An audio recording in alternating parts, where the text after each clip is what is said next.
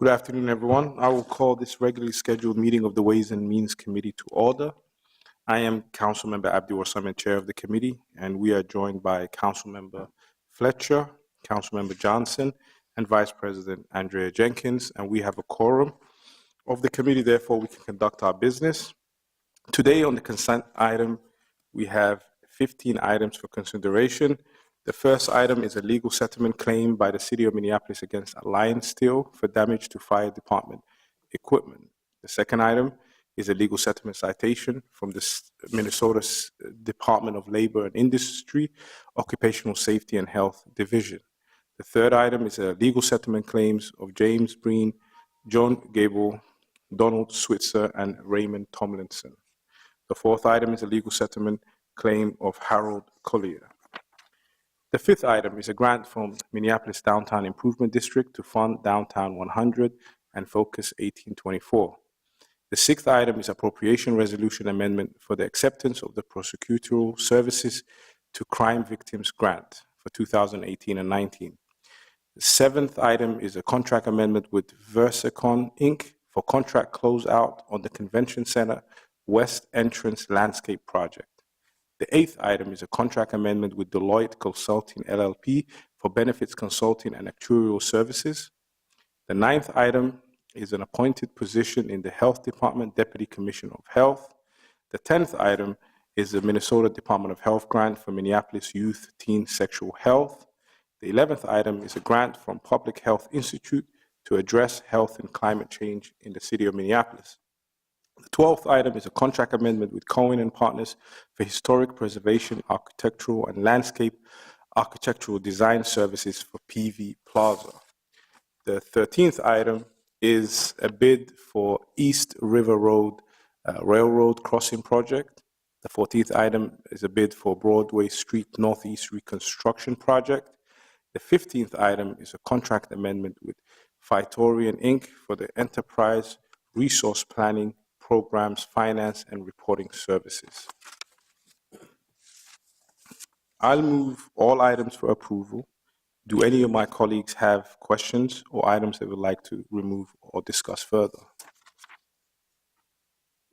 And I would like to also mention that we've been joined by Council Member Lene Palmisano. Thank you for coming. And Council Member Cunningham. So we have the full committee here with us today. So any discussion with the items? Okay. Seeing no discussions. All those in favor say aye. Aye. Those opposed say no. These items are approved. Now, next, we move on to our discussion item, item number 16, which is the U.S. Bank Stadium Financial Overview. And we have our Chief Financial Officer, Mr. Mark Ruff, to do the presentation. Go ahead, Mark.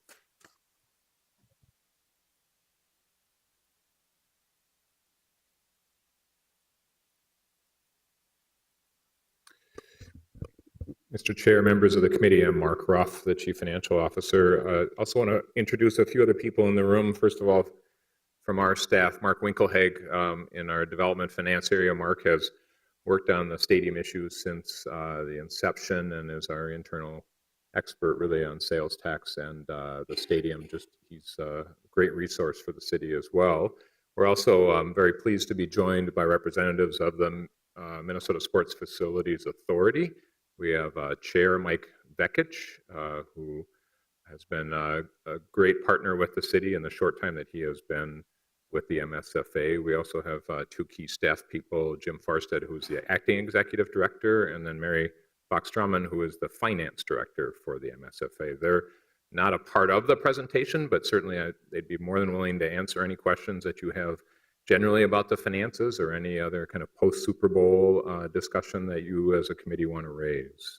So the content of the presentation is going to be less on the Super Bowl and more on just how we've arrived, what's been some of the legislative history at this point, what are the city commitments toward the financing. It's very similar to a presentation that I made in October of 2017, but a number of you were not here in October in 2017. And also we have had some year-end financial results from the MSFA that will bring a little more information. But really the emphasis on the presentation is really just more background for you as a committee than as we move forward with additional projects and agreements that come forward with the stadium. Underlying the stadium and underlying the city's commitment is the city's sales and entertainment taxes. There are 4 major sales and entertainment taxes that the city has been given authority by the state legislature to use. The biggest gain, or the biggest amount of sales tax that the city receives on the bottom in that bluish purple color is the half-cent sales tax that applied across, just like the city or the state's general sales taxes applied across any kind of taxable sales in the city. And then we also have a small amount of liquor and restaurant taxes that I'll describe in a little bit, as well as a lodging tax for hotels, primarily over 50 rooms, and then an entertainment tax, which is, again, a 3% tax on certain types of activities, including sales of tickets primarily. And in this chart, you can see some of the increases in the entertainment taxes that have occurred over the history of the city. Clearly, the downturn during the recession of 2008 and 2009 is part of the reason that those bars go down. But part of the reason that the bars started going up was when the Metrodome was no longer used by the major sports teams. First to move out of that were the Twins. And so when Target Field was opened, we started receiving 3% entertainment taxes. We had not received as a city 3% entertainment taxes for any activities at the Metrodome. So that was an increase in the city's revenue.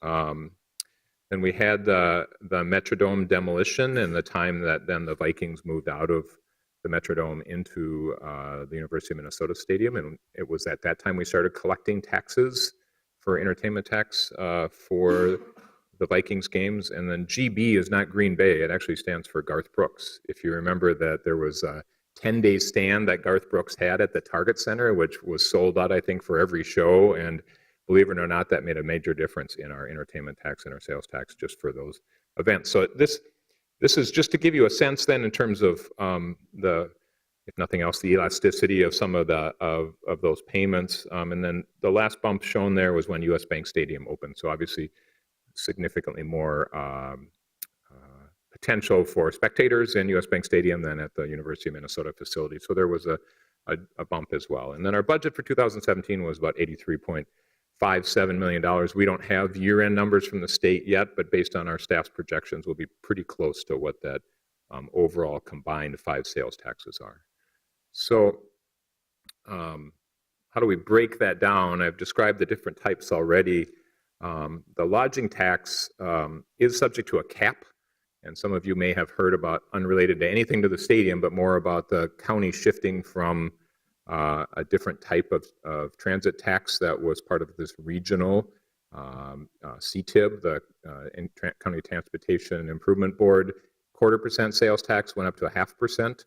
The 1/4% sales tax was exempted from the cap, and 0.5 cents was not. And so the city's total revenue is down for 2018 on a projected basis about $1.6 million to $1.8 million because of this cap being imposed and then reducing the amount that we can collect on hotel rooms. So really the net result was not that the county received more money from our sales tax, but that hotels are being subject to a lower overall tax because it had been 13.4% with the exemptions, and now it is lower than that by 1/4%. Something that the IGR team is working at the legislature. Hennepin County is certainly cooperating with us on that technical fix that we hope will increase revenues in the future. We also then have a downtown liquor and restaurant tax of 3% and then the entertainment tax. These are all taxes that are administered and collected by the Department of Revenue. So our staff does not get involved with that. We refer many of the questions to the state, and actually that relationship has worked out very well. The boundaries of this downtown tax is in statute. It's not something that we have the authority as a city council to change. Certainly that may be one thing for a future legislative session, is the ability of the city to adjust that boundary, especially as our view of the borders of downtown change. But again, this applies only to the restaurant and liquor tax, the additional sales tax from those areas. This chart comes out of a Department of Revenue publication. It just shows how we add up all of the taxes that exist, the state sales tax. There is a state liquor tax as well, and then what used to be the CTIB, the transit improvement, now the half-cent sales tax for the county. The other county tax, which is related to the Twins Ballpark, the 0.15%, which will go away according to statute when those bonds are paid off in a decade or so, and then the city's taxes, and then just shows you what type of establishment and what they're subject to in terms of these different types of taxes. So that's really just background in the sense of sales tax are the funding stream for the stadium, and so to give you a sense of how the city has evolved in that. A little background on MSFA is, you recall there was another specific governing body for the Metrodome. It was Minnesota Sports Facilities Commission. That was abolished, and then taken its place is the MSFA, which was the state legislation in 2012. There are 5 members. As I mentioned, Mike Vekich is the chair of that board. He is appointed by the governor, as are 2 other appointees. The 2 remaining are appointed by the mayor of the city of Minneapolis, and our 2 members, I believe the terms run through, there are 4-year terms. I believe they run through the end of 2019 and then the end of 2020. So Mayor Hodges reappointed the 2 folks that have been on there since the beginning. There's also, and we're not going to talk about this today, but oftentimes conflated with these issues is the downtown east redevelopment, and specifically how the financing for some of the ramps and for some of the improvements for the commons was arranged in terms of an agreement with primarily Ryan as the redeveloper of the downtown east and the several buildings, including the Wells Fargo Towers and the hotel, as well as their own new office building. Those agreements were not part of state legislation. They were a part of development agreements. And so certainly if the committee wants to discuss these in the future, I'd bring in, probably ask Susan Siegel, who was here during that period of time, and others who were city staff that can give you a little bit more history in terms of those agreements and how those relate to the commons and the ramps as well. I would just suffice it to say that we are monitoring those issues, and when we have more detailed financial information, especially as the operation of the ramps and those ramps are being operated, they're owned by MSFA, but operated by Ryan, and there's a guarantee in the short term by Ryan, there's a guarantee by the city long term. Certainly as that information comes clear with a little more history, we'll bring that to the committee as well. So shifting then back to the sales tax, in terms of what do we use sales tax for? Primarily, we use it to help support general fund activities. There is in the budget for 2018, $30.85 million. It's going to the general fund out of our 5 different sales and entertainment taxes.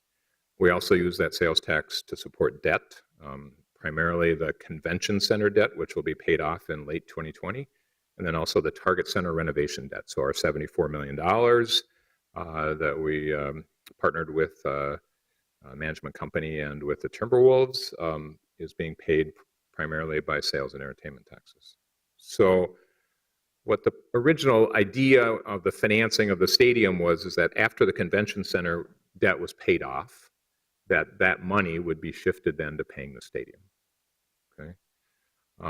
So right now the city's sales taxes, again, it's administered by the Department of Revenue. So the money actually doesn't come into us and then we pay anything out. What happens according to the legislation is sales taxes are retained by the state and then redirected. Okay. So it's an important thing is that you won't see much of the obligations reflected on our books because the money doesn't hit our books. All right. It stays at the state level commensurate with what was intended on the legislation. There is right now, out of our obligations, only one of the components of the legislation that is paying directly the city's portion of the sales tax to the MSFA. It's estimated to be $1.9 million in 2018. That is a growth factor on our sales tax, right, according to a formula, and I'll talk a little bit more about that. The rest of the dollars are being funded by state sales tax in the short term. So even when you look at some of the documents related to the stadium that may come from the MSFA, there's discussion of state money, and there's very little mention of city money. That's because the payments are coming from the state. All right, so sometimes there's some inexact language in some of that, and part of it is because in the short term, much of that money is being paid by the state. So through 2020, the state will be paying our operating and capital costs, and then we'll be repaying the state after 2020, starting in 2021. I'll talk a little more specifically about what those different shares are. Okay, this amount for the benefit of the MSFA, this $1.9 million that we're be paying right now is based on the growth of our 4 sales taxes that exclude the entertainment tax. Okay, so the half-cent sales tax, the restaurant liquor, as well as the lodging. There's a inflation factor, and to the extent that we have inflation on those receipts, a portion of that goes to pay for MSFA operating expenses. There's also a share of debt that the state issued the bonds, and our share of those bonds is about $150 million. Again, that's state debt service, but our contributions from city sales tax go to pay that after 2020. There's also a contribution for the city of operating costs to the stadium. That's a number that, again, is subject to inflation, and part of the reason it's hard for us to predict exactly what the amount that we're going to be paying in 2021 is because we don't know what the inflation is going to be between now and 2021. Okay, but start at $6 million in 2016. And then we have capital improvement costs that were subject to the legislation, $1.5 million starting in 2016, again, subject to inflation. So there's a lot on this page. I want to take a moment to pause just to allow each of you to ask any questions at this stage if there's clarifications about this, but it's important to know that there are just 4 different components of where the sales tax goes. As I mentioned before, all of these add up to what is estimated to be about $27 million starting in 2021. But the components are subject to the legislation, and then they're also further subject to an agreement that we are working with the state on exactly those numbers. Councilmember Fletcher. So a couple of questions. So that's $27 million annually then to pay down the. Correct. So if you combine the share of the debt and the operating cost and the capital cost, it's approximately $27 million. Our debt service for the convention center varies a little bit, but it's generally $25 to $26 million. All right. So when that ends, then that debt is gone. Yep. And it's just replaced then by the obligations, both debt and operating, for the stadium. Okay. And for how many years does that go on? Well, it was a 30-year agreement from the time that it starts, from the operation of the facility starting. Right. Okay, thanks. And then as we think about the entertainment sales tax, do we get sales tax on Vikings tickets? So yes, we get the full sales tax and entertainment taxes on Vikings tickets. And did we for the Super Bowl? So the Super Bowl had a state law that specifically exempted certain NFL activities from sales and entertainment taxes, both state and local sales tax, and so we did not collect them for the Super Bowl. Got it. Thank you, Mr. Chair. Go ahead. All right. Another important component of this, while we're not directly related, that's important to just understanding how U.S. Bank Stadium operates, is the management agreement with SMG. SMG is a very large national operator of stadiums. It is similar to our relationship that we have with AEG, who is another large national operator. There are only, I think, maybe 3 firms nationally who have the capacity to run professional sports teams facilities. It is so most of the employees that you see at the stadium are actually SMG employees. The MSFA total employment is maybe 7 people. Is it 5 people? Okay. So the people who are taking tickets, who are cleaning the facility, who are setting up, are all SMG employees. There's this agreement that has been in place for a couple of years. That's been amended at least once. It details very much performance measures of what SMG has to meet, and there's an annual report that SMG puts together. You certainly would, I'd invite you to look at that. It actually has some very informative statistics in that report, and certainly kudos to the people who worked to put that agreement together in terms of making sure that it's not just about the numbers, but also customer relationship that exists there as well. The SMG contract is a 10-year contract, as I understand it, with an option to extend as well. They have a fiscal year that originally was a calendar year and now has been shifted to a July 1 year. So I included as an attachment to this request for council action a copy of the actual audited financial statements for the MSFA. You'll see that the first year was an 18-month financial statement. All the financial statements going forward will be 12 months, but just because of the shift from a calendar to fiscal year is why that was 18 months. The agreement with SMG is one that I think tries to protect and minimize expenses on the part of the MSFA. There are revenues that go to SMG for the facility. And here on this chart, it shows what those revenue components are. It's event income, so concerts, tickets to most of the events that occur there. There is also that dollar amount of the city's operating payments that I mentioned earlier. And then as a part of the original agreement, also the Vikings make payments toward operating expenses for the facility as well. So here we show, and again, there are inflation on the Vikings and the city payments. So you see that number going up over a period of time, but generally the forecast is just under $40 million total revenues under that contract.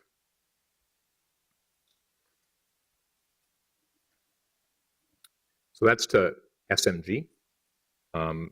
The MSFA then specifically has an agreement that says that what comes back to the public agency, and MSFA being a state agency at a very basic level, created by statute, has these different revenue sources. There is a payment from SMG out of those gross revenues. So if you look and see on a gross basis, this is not net after expenses, but on a gross basis, we see that out of that $40 million,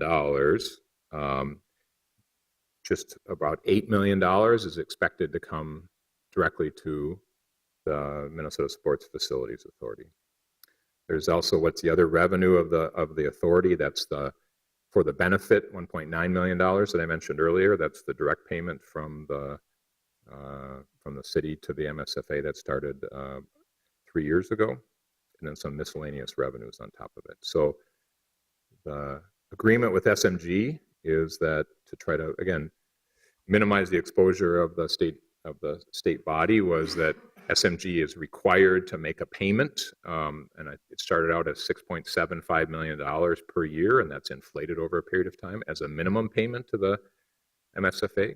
If there's essentially a revenue sharing component to that, so if there is net operating income or essentially profit before any of the debt service or other costs that exceeds that, then there is a portion of that SMG retains, and if it's over $500,000, there's a split 50-50, and if it's over that amount, then the MSFA keeps 75% of that profit. So the incentive there for SMG is to create as much revenue as possible, and then the sharing creates that opportunity for both sides to take advantage of the surplus that exists.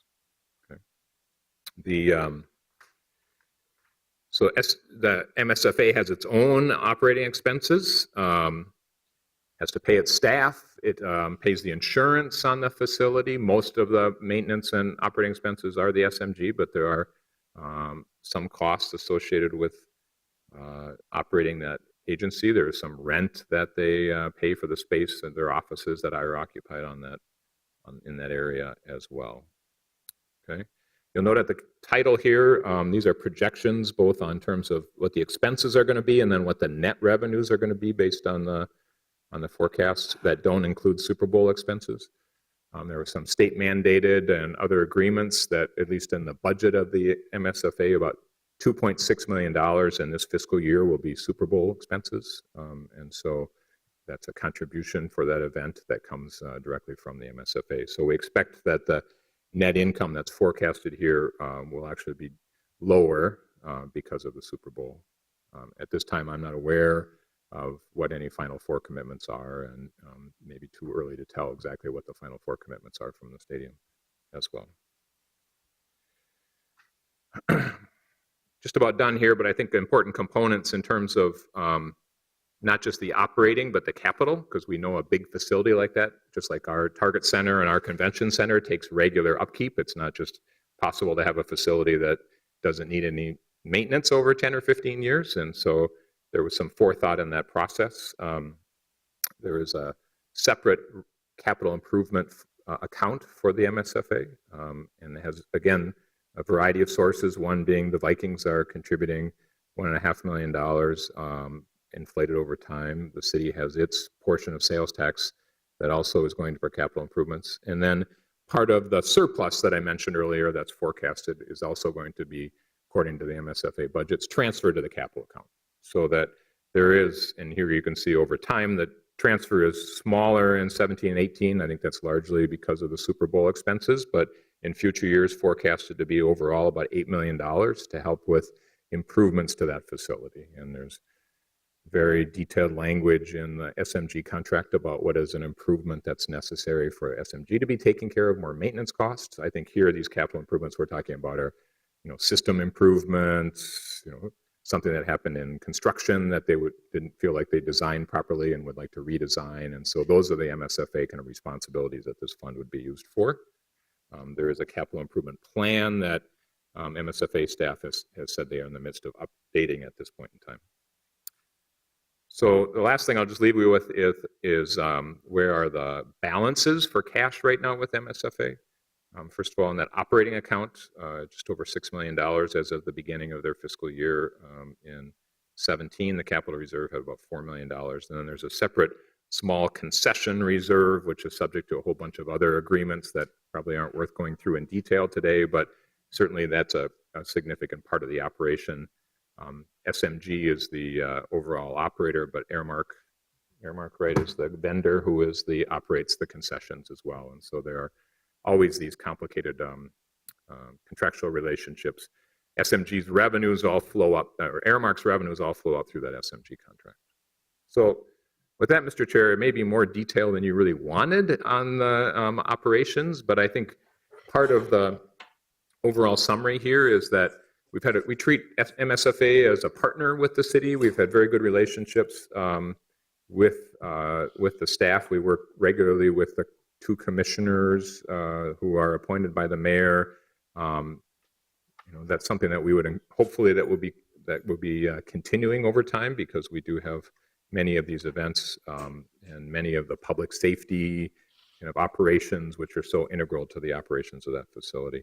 It's still very early in the life to draw any detailed trends about is there enough funding for capital improvements? Is there too much? Is there enough in the reserves? Is there too much? That'll be an ongoing discussion. Frankly, a lot of those are already set in statute. We don't have much to say about that particular issue other than the fact that we do have the 2 commissioners who play a very important role in this. And so keeping them informed of our perspective is also a critical role, we feel like, for staff and for elected officials. And we'll continue to work on these partnerships and continue to keep you informed on the process as well. But at this point in time, overall, I would say there is nothing in the financials that cause us to have alarm. We feel like we're always getting good responses from questions that we have of MSFA staff, and certainly I know they would welcome the chance to spend more time with each of you as new elected officials, new chairs, to give their perspective on this as well.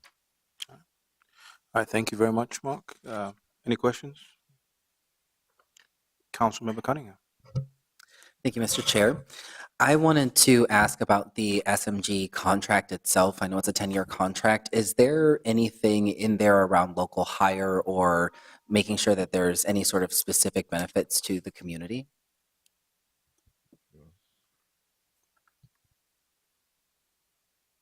Good afternoon, Mr. Chairman. Michael Vekich, Chair of the Minnesota Sports Facilities Authority, and Councilman, thank you for your question. Yes, we have very specifically equity and diversity roles and percentages that are required, and they have met and sometimes exceeded those goals.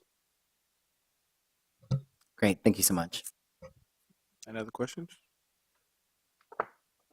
Councilmember Fletcher. Thank you, Mr. Chair.